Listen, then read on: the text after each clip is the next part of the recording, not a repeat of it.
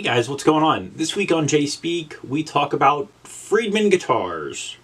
So because of my love for Friedman amps, I got into Friedman guitars, and I saw a comment on one of my videos, and I'll read this so I get it right. It just seems to me Friedman is just way overpriced for the typical musician. The Friedman sounds and looks great, but if I was going to spend $3,000 on a guitar, it would have to be a Fender or a Gibson. That was the comment, and there's nothing wrong with that comment because $3,000 or $2,000 to $3,000 for a guitar is kind of insane. I will be the first one to admit that. I find the comment interesting for a couple reasons, because if you're going to spend $3,000, you'd rather be on a Fender or a Gibson. My question is why? Why would you designate that amount of money for a Fender guitar or a Gibson guitar? There's probably a couple reasons for that.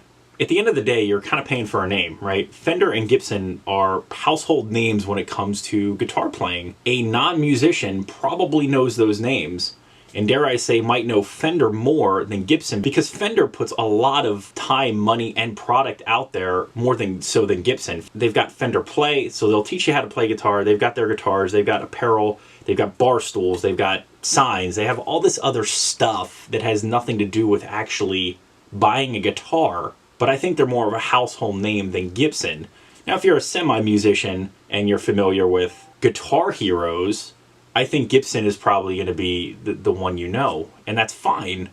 But some of that is paying for a name, not necessarily the quality of the product. I think over time, Gibson specifically has not been the best. They've got new ownership, so they're producing better guitars lately than they maybe have been the last, 10 odd years, something like that. But Fenders are parts guitars. They're all assembled in a part-like manner, and even when Leo Fender set out to make the company, it was all about efficiency and making a guitar as cheap as possible. And he achieved that. So why not spend the money on a Friedman?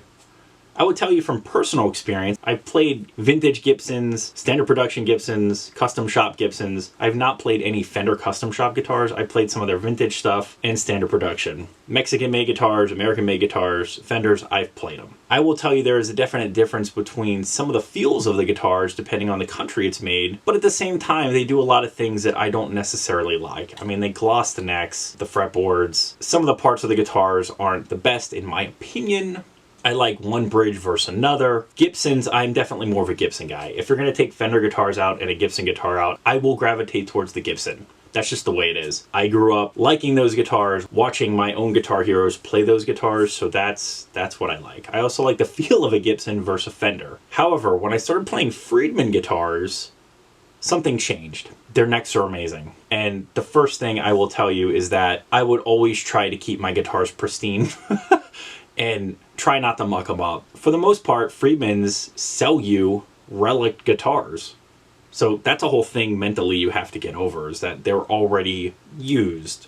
They are relic. And from a production standpoint, I think it's kind of funny because you can mess up a guitar that would be a blem and put it through and say, well, it's relic, you can buy it.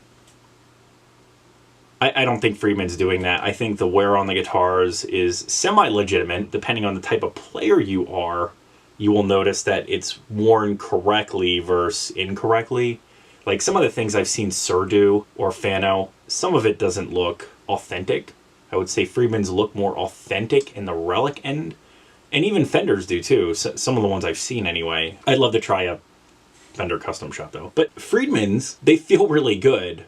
I talked about Telecasters before, and the necks on the Friedmans feel great. I'm not a fan of every single neck that Fender puts out. I'm not necessarily a fan of all the Gibson necks either, but the Friedmans I've tried or own, they feel great. They feel like home. I think half the reason for my Telecaster obsession right now is because of Friedman. I was never really into Telecasters.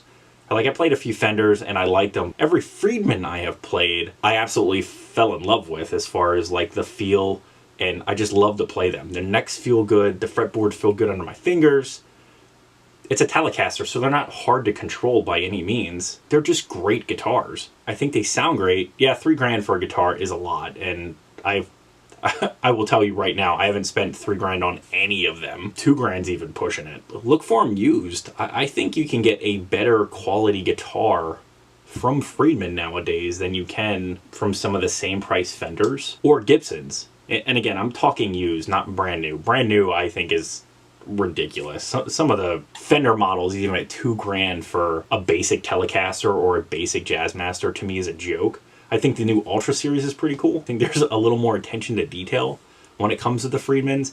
And by no means, I don't want this to come off fanboyish, because there's a great deal of their guitars that I'm not going to play. Like the Metro, I've got no interest in a Metro D. The Callies look cool, but I don't feel like messing with a Floyd Rose bridge.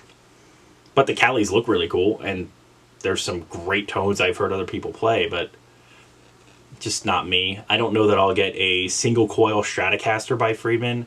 I like the HSS model, and I've got the various versions of Telecasters, so I don't know that I'm going to buy any more. I say that now. But at this point, I really like playing them. The Friedmans feel better than every other guitar I have. They feel better than Gibson. They feel better than Fender. They feel better than Suhrs. The Suhrs are a little different. I do like Suhr guitars, but they're a different feel. The Supros, the Friedmans, hands down, for me, are amazing.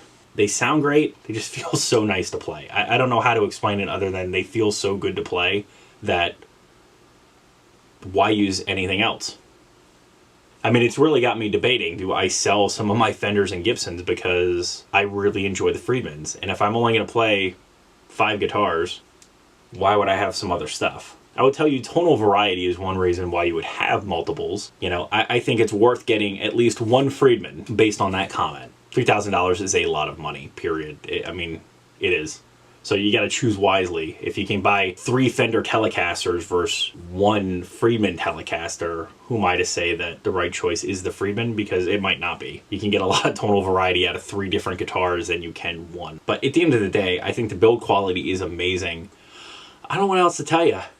They feel good, they sound great, and they look cool too. I would love a double bound Tele Friedman. Even if it was top bound, I would love that. But double bound, oh, I just want a Fender 60s original Telecaster in the blue so I can have the double bound white, just because I think it's amazing. I wouldn't discount Friedman because they're expensive. That's my 2 cents.